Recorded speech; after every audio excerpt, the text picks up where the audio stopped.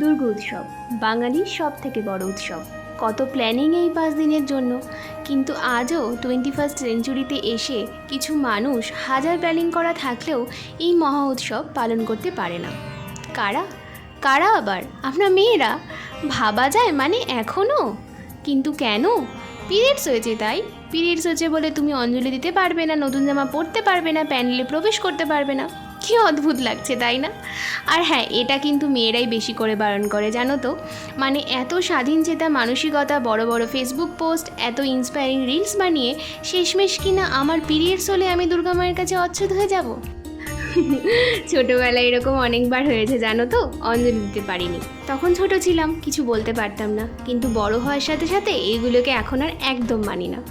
জানি না তোমাদের মধ্যে কেউ আছো কি না, এই যুক্তিহীন অসহজতাকে উড়িয়ে দাও কি না। যদি কেউ থাকো তাহলে অবশ্যই জানিও, বন্ধু পাবো একজন।